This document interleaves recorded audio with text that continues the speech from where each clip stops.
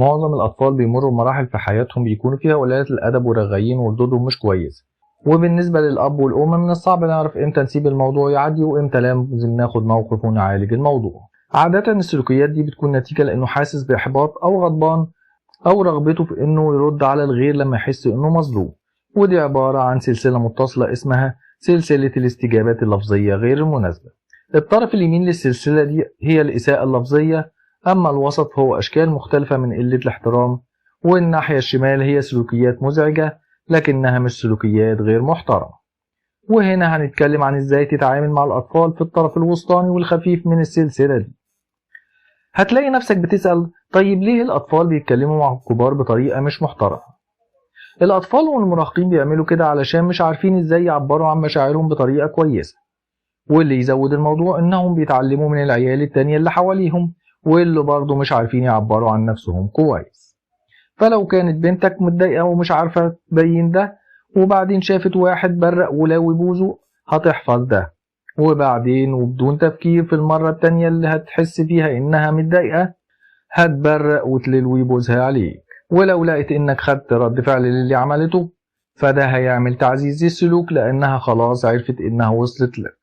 وما تضحكش على نفسك وتهددها وتقول بلاش الحركات دي وإلا هتتعاقب، لأنها هتعمل كده وأكتر. الأطفال اللي بيتصرفوا بطريقة مش كويسة مش هيترددوا إنهم يبرزوك لأنهم شايفين إن كده عندهم سلطة. فلازم تعرف كويس إنك لو رديت على السلوك المش كويس فإنك بتديه القوة، ولما يوصل لمرحلة المراهقة هيدور على طرق يعمل كده معاك، ولو رديت عليه هيقول بكل براءة وأنا مالي هو أنا عملت حاجة. علشان كده كلما قل تحديك للسلوك المش محترم إلى حد ما حليت من إنك تديله القوة، وكل ما قلت القوة كل ما مات السلوك ده، والعملية دي في علم النفس اسمها الانطفاء.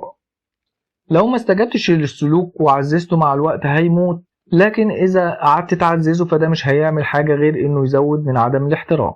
وحط في اعتبارك إنك لو بطلت الاستجابة للسلوك هيزود فيه أكتر وأكتر في محاولة لاستفزازك علشان تستجيب لهم، وشوية شوية زي ما قلنا السلوك ده هيموت وينقرض زي الديناصورات.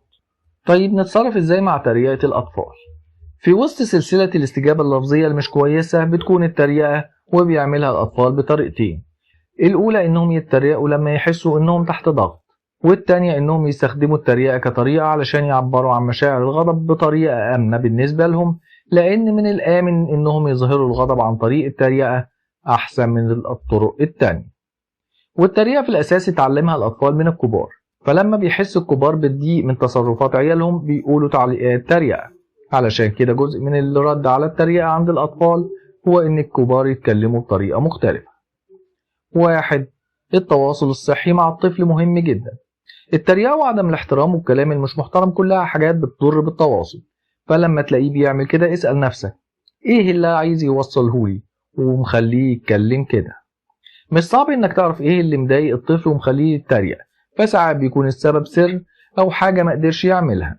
علشان كده لما يستخدم الطفل التريقة اللي عليك إنك تسأله إيه اللي بيحصل. إزاي بتتريق وإحنا بنتكلم على الواجب بتاعك؟ السؤال ده مفيد لأنه بيحدد المشكلة ويحط الطفل على أول الطريق. فلو رد وقال أنا مش بتريق وإحنا بنتكلم على الواجب، قول له طيب خلينا كده وبلاش تريقة تاني. وفي طريقة تانية كويسة هي إنك تقول ما تتكلمش معايا بالطريقة دي أنا ما بحبش كده، وبعدين امشي وسيبه. لما بتبعد وتسيبه بتاخد كل الطاقة من الأوضة، لكن لو قعدت تتجادل وتتكلم معاه اديته قوة عليك. 2. لما يستخدم الطفل التريقة مع اخواته بلاش تتدخل، لأن الأطفال محتاجين يتعلموا ازاي يدافعوا عن نفسهم. علشان كده حاول ما تتدخلش إلا لو حد قال شتيمة أو حاجة مش كويسة. ساعتها تدخل واسحب الطفل على جنب وقول له إنه يا إما يغير طريقته أو هتخليهم ما يلعبوش معاه تاني. واحنا بناخده على جنب علشان الإحراج اللي هيحصل لما تصحح غلطه قدام إخواته مش هيحل المشكلة لكن هيخليها تزيد. علشان كده لازم يكون التعامل على انفراد. 3. تجاهل السلوكيات المزعجة الغير ضارة. الحاجات اللي مش إساءة شخصية أو اللي مش مقصود فيها التقليل منك طنشها. التجاهل المخطط ده هو لما تقرر بوعي إنك تتجاهل السلوكيات اللي هدفها جذب الانتباه طالما إنها مش ضارة أو مسيئة للغير بشكل علني. المشكلة ان ده صعب شوية لان في كلام ممكن نعتبره عادي لكنها عبارات مهينة ولازم ناخد موقف منها. يعني لما يقولك طفلك ده غباء فهو يقصد انك غبي، ونفس الشيء لو قلت للطفل ده غباء وقالك ما تقولش عليا غبي فعليك انك تعتذر وتقول انا ما قلتش انك غبي، انا قلت ان اللي حصل ده غباء. ساعتها الطفل هيفهم ده. 3. لما يقولك الطفل اعملها انت، لما تطلب منه انه يعمل حاجة فلازم تكون اجابتك واضحة، مش هعملها انا طلبت منك انك تعمل كذا ولو ما عملتهوش هيحصل كذا وكذا لحد ما تعملها. وبالنسبة للأطفال الصغيرين ممكن تاخد منهم لعبة لحد ما يسمع الكلام، أما الكبار شوية ممكن ناخد الفيديو جيم أو التلفزيون أو الموبايلات. وما تخشش في جدال حوالين الحاجة المطلوبة. لو استمر عدم الالتزام خلي الطفل يقعد في أوضته من غير أي أجهزة إلكترونية علشان توقف أي تحفيز، واستنى كام دقيقة وبعدين ادخل عليهم وقول لهم أنا طلبت منك تعمل كذا ومش هتخرج من الأوضة لحد ما تقوم عشان تعمل اللي طلبته. هتروح تعمل ولا عايز تفضل في الأوضة شوية كمان؟